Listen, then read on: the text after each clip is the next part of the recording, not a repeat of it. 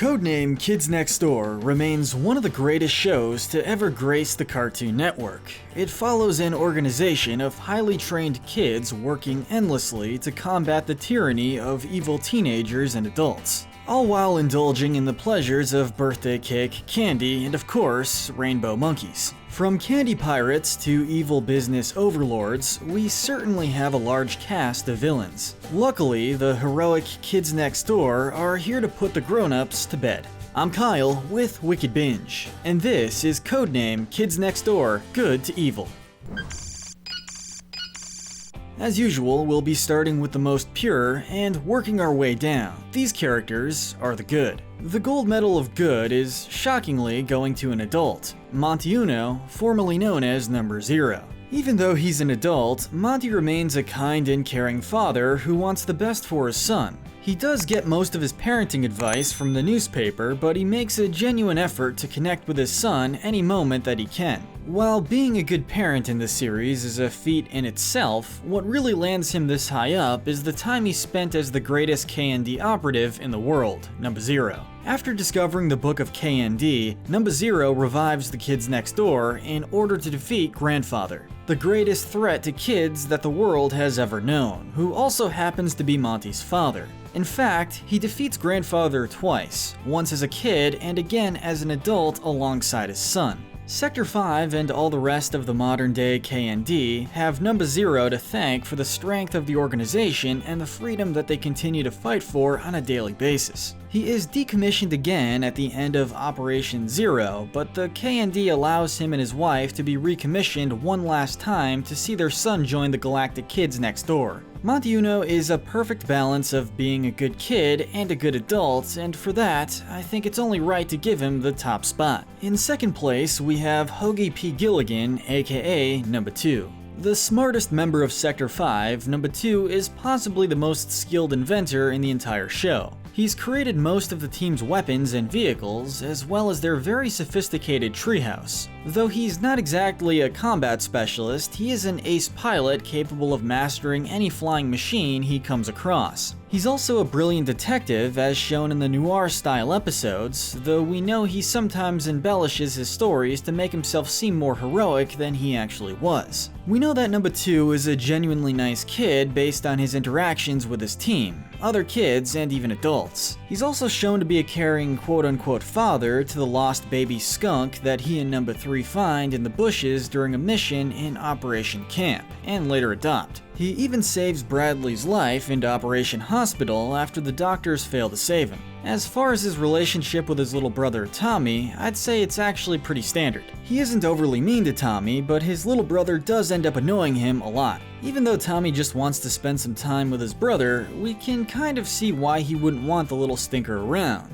especially on a mission. Still, Number 2 does end up saving his brother from danger and vice versa, so their relationship as siblings is much better than some other characters. While not unique to him, Number 2 can be a bit cowardly in some situations. He very often tries to retreat from a fight when his first plan of attack fails. But again, his skill lies more in his piloting than his combat abilities. Like every member of Sector 5, Number 2 has an obsession that is also his biggest character flaw, and for him, that obsession is his technology. He values his inventions above all else and considers himself useless without his gadgets. This is best shown in Operation Amish, when Number 2 is sent to Sector A to hide him from the Splinter Cell and is not allowed to use any machines for the duration of his stay. But realistically, being obsessed with inventing new useful machines for his team and improving upon his creations is hardly the worst thing in the world. In fact, it's safe to say that his engineering prowess is one of the biggest contributing factors to Sector 5's success in all areas. And for that, he earns the Silver Medal of Good. Appropriately enough, in third place we have Number 3. While normally she may be the happiest, kindest, most adorable thing on the planet, she has been shown to have an angrier, almost demonic side to her. It usually comes out whenever someone insults or damages her stuffed animals, after which she will literally burn with rage, much like a certain series' main antagonist. There was also that time she turned her house into an active volcano and became its fiery overlord after her father told her she couldn't touch the thermostat, which is a pretty extreme way of dealing with a cold house. Still, pretty much every other time she's on screen, she is incredibly sweet to everyone around her, even to number 4 when he's being a huge jerk.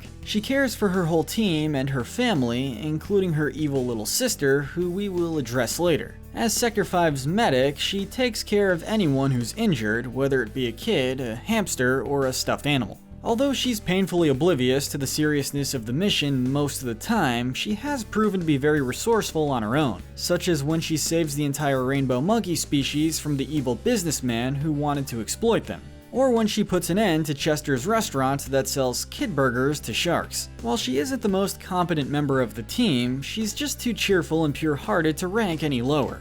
Up next is Sector 5's leader and arguably the show's main character, Nigel Uno, aka number 1.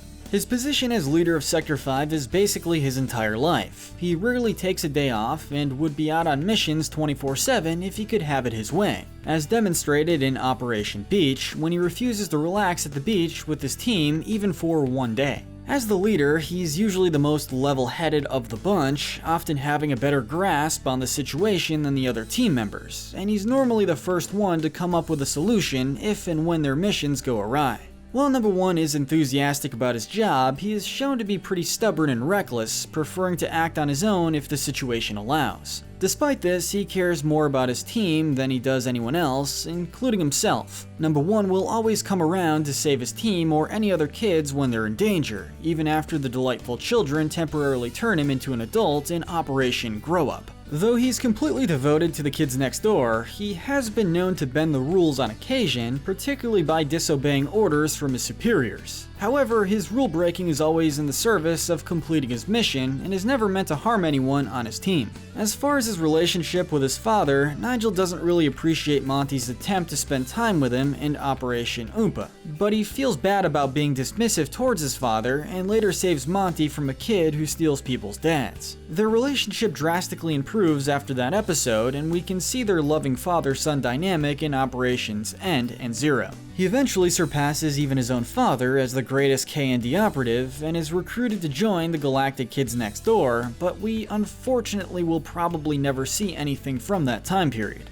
We do know from Operation interviews that all members of Sector 5 were never decommissioned, and that number 1 eventually returns to Earth and reunites with his team. He may be flawed, but he's definitely an excellent leader, a loyal friend, and a great kid. Next we have the youngest character in the show, and the little brother of number 4, Joey Beatles. His only significant appearance is in Operation Dodgeball, where it's revealed that he is the greatest dodgeball player in existence, even though he's just a baby. A villain called the Dodgeball Wizard kidnaps Mr. and Mrs Beatles in order to draw out their son to challenge him to a match. While number 4 believes that he is the prophesized dodgeball champion, it really turns out to be his baby brother who has to battle the Dodgeball Wizard in a game that almost levels the city. Joey single-handedly rescues his parents and defeats the wizard with a shot to his big fat nose. Because he's just a baby and has already saved a bunch of people and defeated an evil villain, we think it's only right to rank him this high. Up next is the chillest member of Sector 5, Abigail Lincoln, aka number 5. Along with number 1, she tends to be the most rational and level-headed member of the gang, using her common sense rather than jumping to insane conclusions about a strange situation. Before Nigel came around, she was the leader of Sector 5, but possibly because something bad happened while she was in command,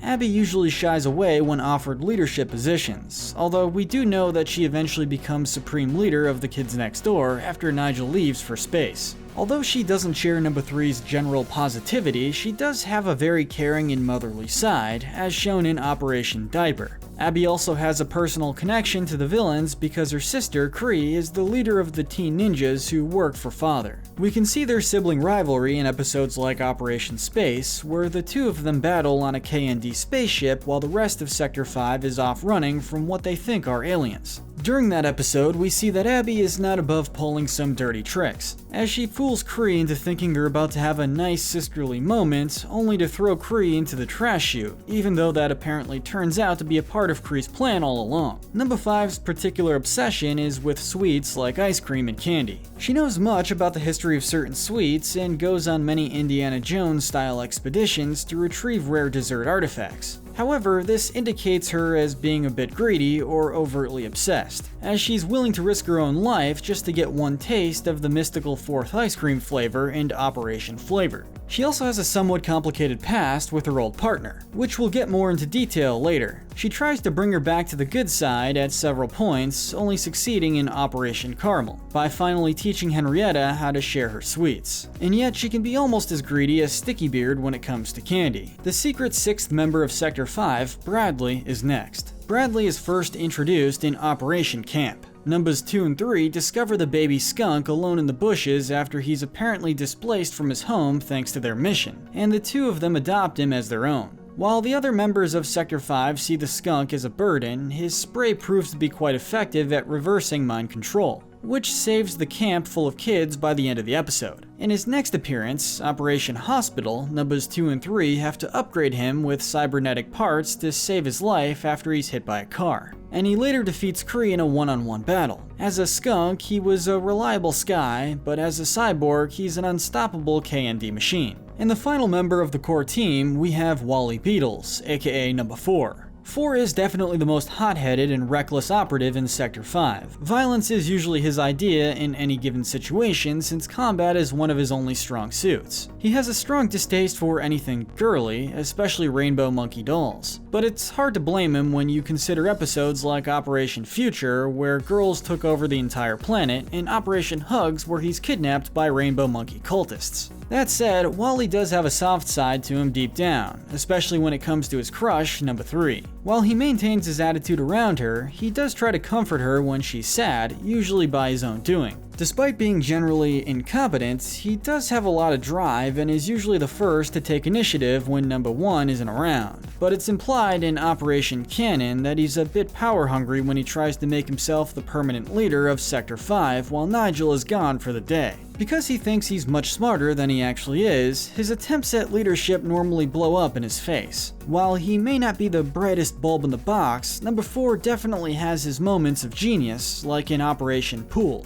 where he defeats the entirety of Negative Sector 5 and even outsmarts his evil mastermind opposite self. Number 4 is just as much of a hero as the rest of his team, even with his brash and impulsive personality. Moving on, we have number 2's little brother, Tommy. Tommy is introduced in his self-titled episode, in which he's considered to be rather annoying by his brother and the rest of Sector 5. Tommy doesn't seem to understand the seriousness of the Kids Next Door missions and views them as just playing. He feels left out by the others, so he makes friends with the villain of the episode, the Common Cold, to defeat Sector 5 and finally get to spend some time with his brother. However, the Common Cold ends up betraying Tommy, leaving number 2, or more accurately their mother, to save the day. While he didn't have the best start, Tommy has proven to be one of the most resourceful characters in the show. Besides his knowledge of 2x4 technology, he is one of the few characters who has beaten father almost single-handedly twice. Granted, the second time ends up backfiring in Operation It, but for the moment, Tommy has saved the entire Kids Next Door all by himself, which we can't say for most other people on the list. However, his plan of saving them requires him to quit the K&D, so he decides to adopt the new persona of the Tommy. From that point on, he isn't really as useful as before, but his mission is still the same: to protect the world from the tyranny of adults, and for that, he earns his spot in the good tier. Next is the most recurring supreme leader of the K&D, Rachel Mckenzie, or number 362. After number 274 seemingly betrays the K&D, Rachel takes over the position of supreme leader. For a while, she seems to be doing the job well enough, however, she decides that she's unable to handle the pressure of her position in Operation It, and starts a global game of tag to determine who the next supreme leader will be. Nigel tries to convince her to reconsider, stating that she's been the best leader the K&D has ever had, but she still refuses. She also makes the absolutely bizarre decision to let father take over as supreme leader without any resistance because it's part of their rules. Even when the delightful children trick father into tagging her, she freaks out and gets him immediately reinstated. Thankfully, Rachel realizes that she is the only one capable of leading the K&D and even eats a heap of broccoli to stop father's evil plan. Afterwards, we usually only see her interacting with number 1,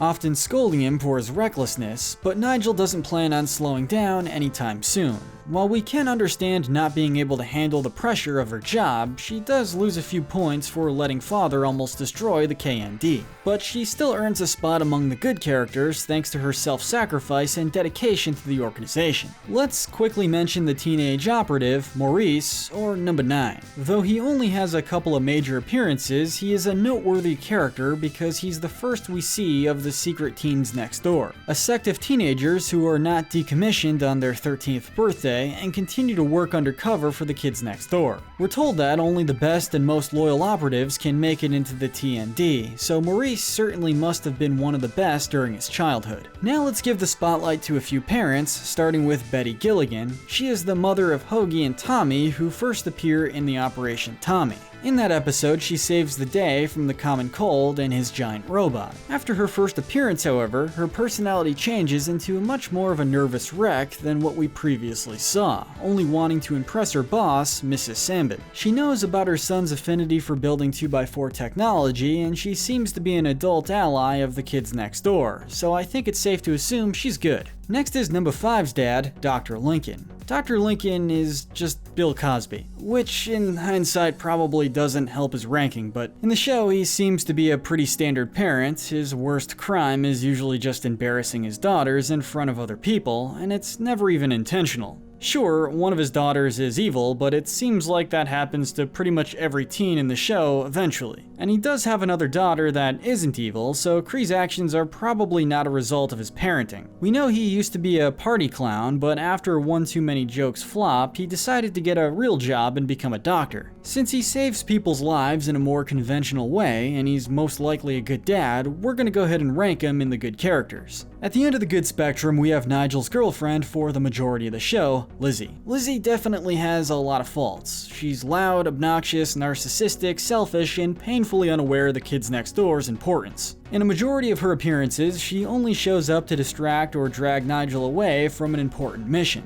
She even works for the delightful children against her boyfriend in Operation Caked 2, although she does end up foiling their plans by the end. She also goes behind Nigel's back in Operation Leader and tries to lead Sector 5 on a mission, which is really just going out for ice cream and a makeover, only for the team to fail miserably without number 1. Lizzy really isn't that great of a person, but I'm willing to cut her a break because she actually does love Nigel up until she realizes that his devotion to the KND comes before his love for her, prompting her to break up with him in Operation Girlfriend. Lizzy definitely has her moments of being good, but that's really all they are, moments. For that, she earns a spot in the lowest end of the good tier. And yes, I'm aware that she would have been revealed to be a tentacruel-looking alien disguised as a human in Galactic Kids Next Door, but that series was never made, so I'm not going to factor that into her ranking. And that's it for the good characters. Now we descend into the more neutral territory. This is the gray area. Kicking off the gray area is going to be Mr. and Mrs Beatles. Most of the parents in the show are either evil or completely oblivious to their kids' actions, and while these two certainly aren't evil, they take their obliviousness to the next level. They spectate their infant son's battle with the dodgeball wizard, which is actively destroying the city, and think that it's just a magic show. Sydney also works for Mr. Boss, but it's safe to say he has no idea of his boss's actual intentions when it comes to kids. At least it seems like they love their kids, even if they're okay with their infant son being put in mortal danger. And seriously, who names their kid Wallaby? Moving on, we have the Hotshot Pilot, who's only officially known as the Kid. He makes his first appearance in Operation Dogfight, where he shoots number 2 out of the sky at least a dozen times. It's later revealed that the Kid and number 2 were pinned against each other by Mr. Washer so he could destroy every source of chili dogs in town without anyone to stop him. The two pilots then work together to save the town's chili dogs, and afterwards Hoagy tries to offer the Kid a spot in the KND, but he walks away and states that he works alone. After his first appearance, he shows up again in a few other episodes, mostly just to put the moves on number 3 and make number 4 jealous. Since we know his only loyalty is to chili dogs, I think it's probably best to place him here. Moving on, we have Chad Dixon, formerly known as number 274. As Supreme Leader, Chad was looked up to by all members of the KND, especially number 1.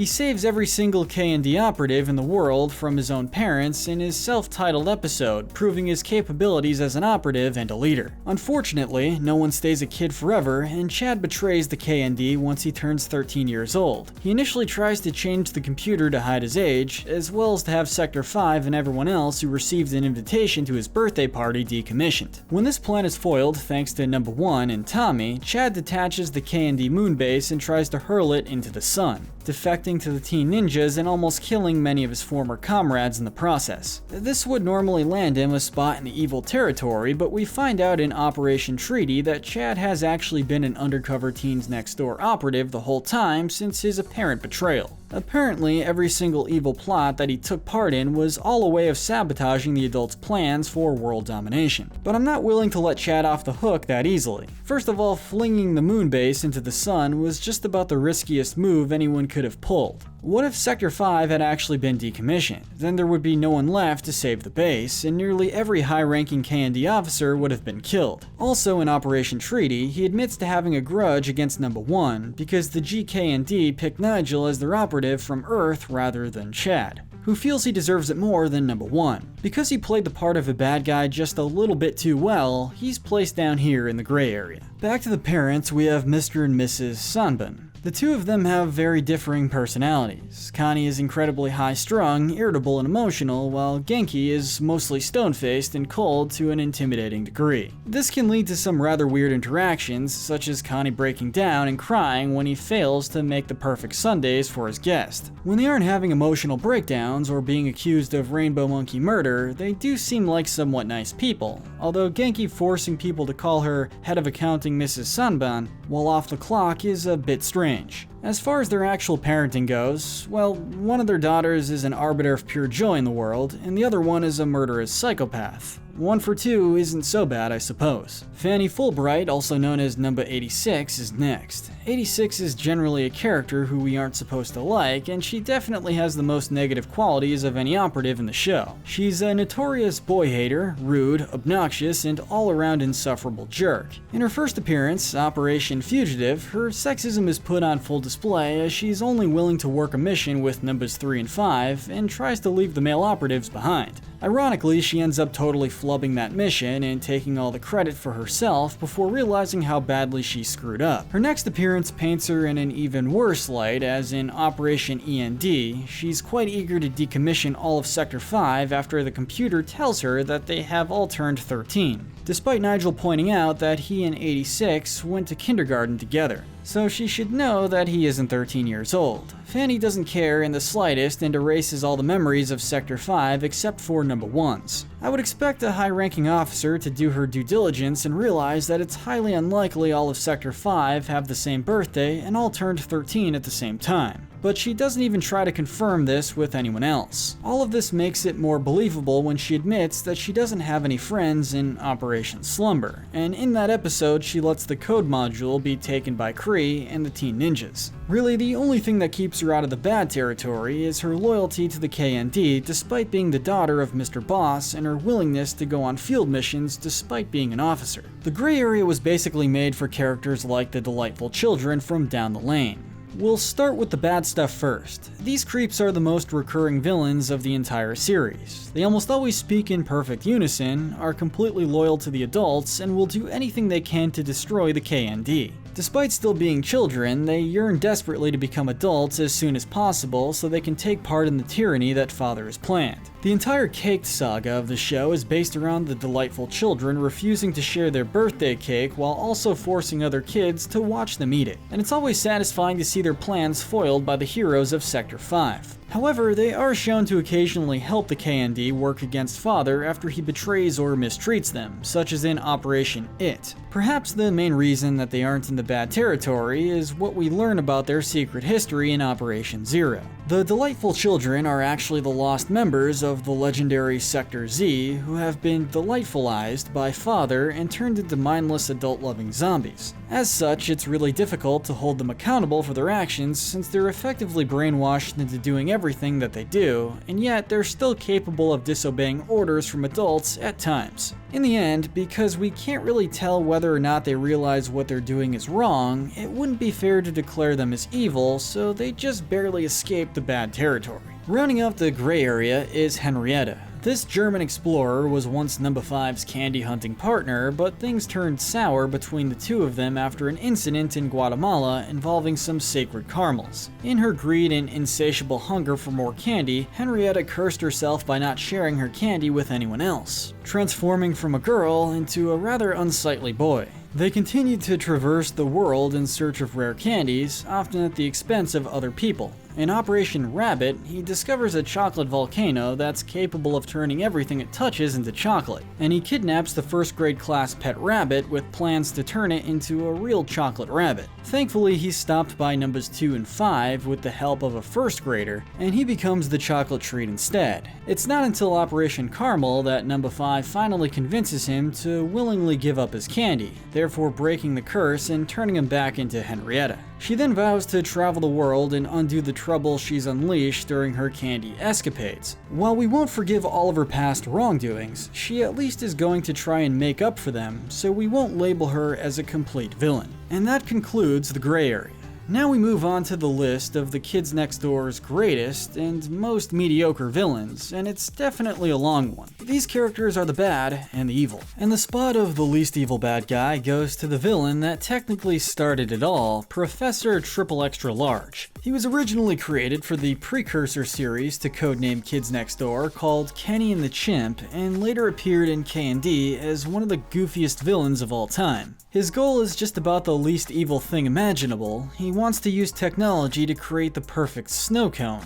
But his means of doing this are more what lands him in the bad territory. While he has no specific hatred for the kids next door, he is certainly willing to destroy them if they get in his way, and he is willing to kidnap people to taste test his experimental snow cones. Next we have Lou Pottingsworth III, aka the Toiletnator. The Toiletnator is considered the most pathetic villain of the entire show and the laughingstock of the bad guys. He really just wants to be liked and included in the rest of the villain's evil schemes, but just because he's laughably bad at being a villain doesn't mean his intentions are any less malicious. He hates the kids next door almost as much as Father for constantly making him look like a joke in front of the other bad guys. And he has a personal rivalry with Number 4, who we find out in a comic is actually the Toiletnator's nephew. His incompetence usually works out better for the heroes, such as in Operation Flush, where the adults take over Sector 5's treehouse, but are all dispatched by the Toiletnator because he believes that they are all just Sector 5 in disguise. Besides that, he's a crybaby who is known to throw a fit every time he isn't included in one of the adults' evil plans, and usually screws up the entire thing by the end. He may not be a threat, but his goals are just as evil as the other villains. Next we have the infamous candy pirate Sticky Beard. For a villain that appears as often as he does, it's probably surprising to see him this far down the list. Sticky Beard and his crew travel the world to plunder candy from kids and adults alike,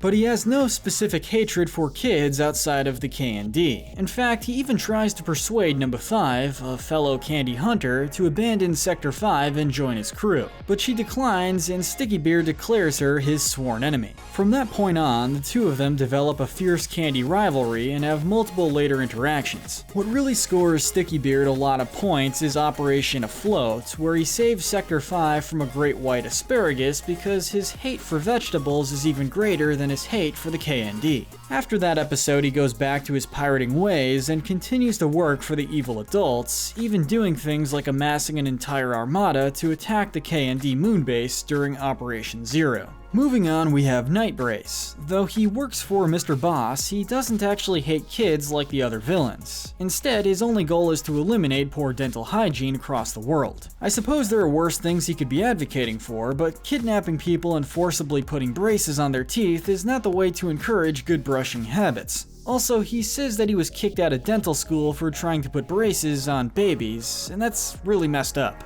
Next is the youngest villain of the show, Mushi Sanbin.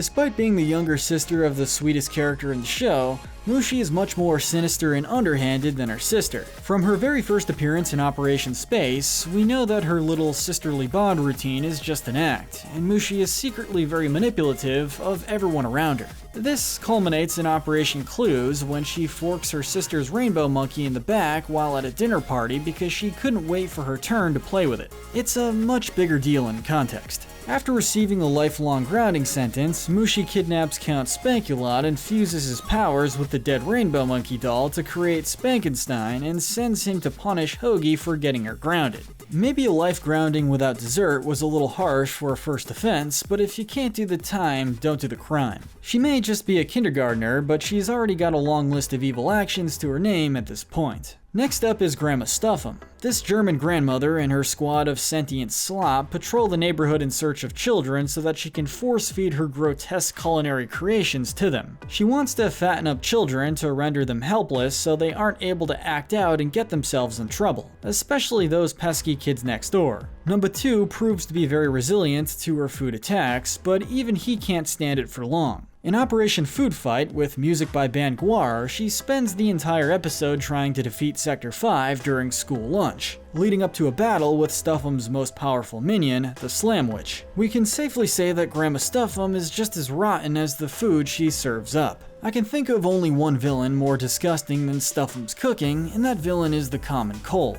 The Common Cold is a villain cursed with unending sickness who blames children for his illness, and he wants to make every kid in the world sick as an act of vengeance. He does this by shooting his own snot at all of his enemies, and he also tries to use sick kids as a power source for his giant machine, the Flu Bug. While he can be easily defeated using things like chicken soup or orange juice, he is definitely one of the grossest villains ever to grace Codename Kids Next Door. Next up, we have the Senior Citizen Squad. The squad is made up of 3 geriatrics that use anti-aging cream to temporarily turn themselves into teenagers and steal truckloads of tapioca pudding and other things that old people enjoy. They wouldn't normally be included on the list, but what makes them noteworthy is the fact that their leader, Lydia, is number 2's grandmother. Lydia actually makes quite a few appearances in which she's shown to be verbally and physically abusive to most of the people around her, including her own grandsons. If it was only about stealing pudding, maybe she wouldn't be considered all that bad, but beating Hoagy with her cane in almost every episode that she's in definitely drags her down quite a bit. Next up is Count Spankulot. He initially wasn't going to be ranked this low since he doesn't actually hate children and only uses his spanking powers on kids who have broken the rules, but after much consideration, I think he deserves to be in the top 10 worst. Let's just state that breaking into people's houses and spanking children that aren't his own is downright creepy and something that he definitely deserves to be in jail for. To make things even creepier, it turns out that he's just a spank-happy addict. Just like a real vampire needs to drink people's blood to survive, Spankulot needs to spank people to survive, as shown when he resorts to spanking stuffed animals later on. He also has the ability to turn other people into spank-happy vampires, as shown in Operation Lockdown when he transforms all of Sector 5. Overall, he has a misguided view of justice that leads to a lot of kids getting hurt for very trivial reasons. Up next are the Ice Cream Men. They don't really have goals of their own besides keeping ice cream away from children, and they're usually just lackeys for whatever father or the delightful children need them for. While they are just henchmen, they can actually be quite formidable in battle, such as in Operation President when they take out number 2 through 5, though a large force of them are also beaten by just 3 cadets in Operation Training. There isn't much else to say about them, but it wouldn't be right to leave them off the list. We're gonna give a quick mention to Mom and Destructo Dad. They're another pair of villains with only one major appearance, but they are very noteworthy for defeating the entire global Kids Next Door organization using their stupefied technology, except for one operative, their son Chad. After Sector 5 is defeated, the parents reveal to their son that they incapacitated every single K&D operative in the world so that he could be the best, even though Chad was already Supreme Leader at that point. How much better could he possibly be? They only reverse their actions after Chad rebels against them by quitting all of his extracurricular activities, joining a punk band, and threatening to get a tattoo. They may have only wanted to help their son, but their means of doing so would have effectively ended the KND. Mr. Wink and Mr. Fibb are next. This soft-spoken duo are the first villains to star in an actual episode of K&D, appearing in the pilot episode No P in the Ool. In nearly every one of their appearances, the chairs that they're sitting in turn into giant mechanical walkers which they use to fight against the K&D. They hate children and work very closely with Mr. Boss to make their lives miserable whenever possible. But other than that, they don't do anything too terrible in any of their episodes. Moving on, we have Mr. Boss. He's a fairly standard greedy businessman who hates kids with a burning passion and wants to get rid of them so that their parents can spend more time working for him rather than playing with their kids. To do this, he tries to send all of his employees' daughters to Pluto in Operation Office, with plans to get rid of the sons next week. But he's thankfully stopped by numbers 3 and 4. He also seems to have authority over most of the villains in the show, being outranked only by Father, so it's fair to say that he's involved in most of the plans to destroy the kids next door. That being said, Mr. Boss does have some slightly redeeming qualities when it comes to caring for his family. He hates children worldwide except for his own. It's revealed in Operation Daddy that Mr. Boss is the father of number 86, as well as her two brothers. When his daughter admits that she is a high-ranking member of the kids next door, he's surprisingly okay with it and says that he still loves her, although both of them agree to keep fighting for their respective causes. Mr. Boss would also rather completely destroy his son's hair by cutting it himself rather than pay $4 at a barbershop. But what else would you expect from a corrupt CEO stereotype? Starting the top 5 is the leader of the Teen Ninjas and Abigail's older sister, Cree Lincoln.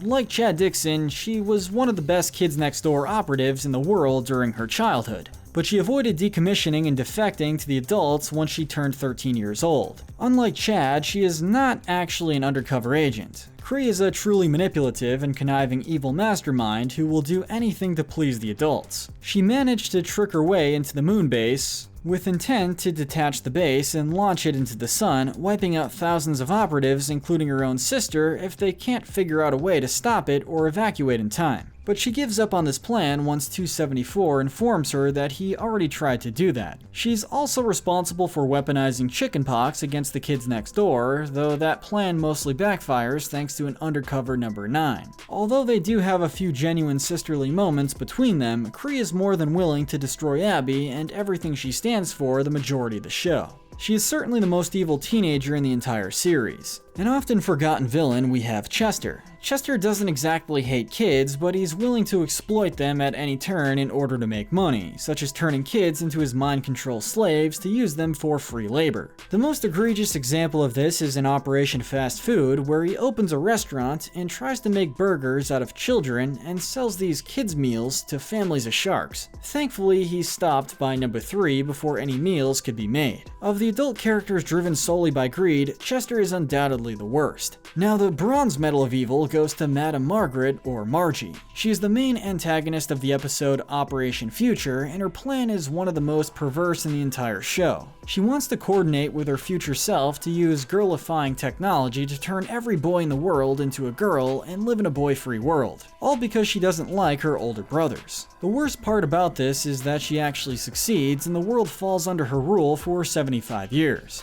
Number 4 is the only member of Sector 5, and presumably the rest of the KND, to escape girlification, and he sparks a resistance movement called the Boys Next Door to fight against Margaret's tyranny. With the help of number 3's granddaughter, Sally, old number 4 leads one final assault on Margaret's castle, during which almost every boy is girlified. Old number 4 travels back in time to warn Sector 5 about Margie's plan, and the kids next door put an end to her girly oppression before it can start. This is a level of boy hatred that would make even number 86 blush. The silver medal of evil goes to the series' main antagonist, Benedict Uno, better known as Father. His presence is revealed in the Season 1 finale, Operation Grow Up, when he scolds his children for failing to defeat Sector 5 several times. While he appears to be calm and collected most of the time, he is actually very quick-tempered and easily upset, erupting in a silhouette of fire whenever someone sets him off, even his own kids. And speaking of his children, they aren't actually his kids. As previously mentioned, the delightful children are the lost members of Sector Z, whom Father has made into his obedient slaves thanks to a malfunction in the delightfulization technology that made the effects permanent. This means that he has effectively kidnapped 5 children away from their friends and families, erased their memories, and placed them under mind control for the rest of their lives. This is legitimately one of the most depraved and evil actions committed by any villain in the entire show.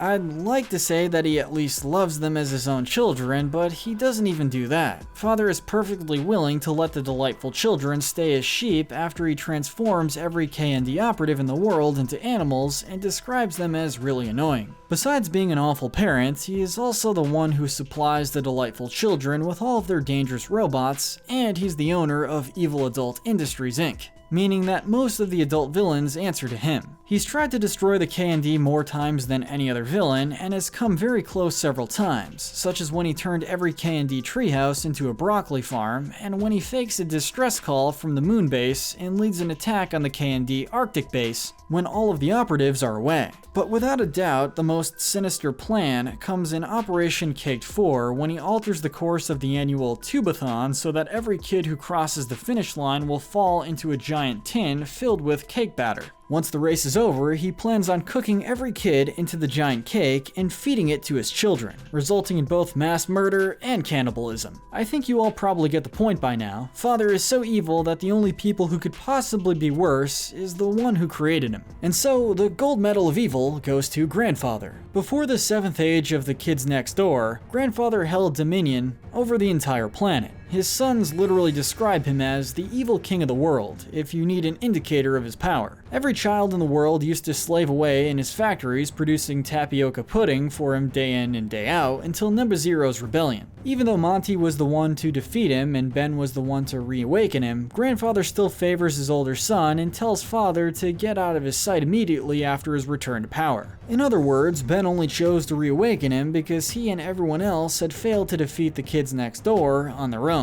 All of the villains in the show pledge their allegiance to Grandfather, but the evil king does not share power and immediately turns on them. His plan is to turn everyone in the world into senior citi-zombies who are completely obedient and under his control. Thanks to his immense power, he nearly succeeds with only Number Zero and Sector 5 to stand against him by the end of Operation Zero. Monty tricks his father into being decommissioned and Grandfather returns to his original form, just a harmless, senile old man. Because he held the world under his tyranny in the past and nearly ended the world a second time in the future, Grandfather takes the delightful children's cake when it comes to villainy. And with that said, our very long list is concluded. Did we give someone too much credit, or did we overlook someone's heroic deeds? Let us know in the comments section below. Make sure to hit that notification bell and binge our Good to Evil playlist, where we break down the morality of the characters in your favorite shows, cartoons, and movies. But most importantly, stay wicked.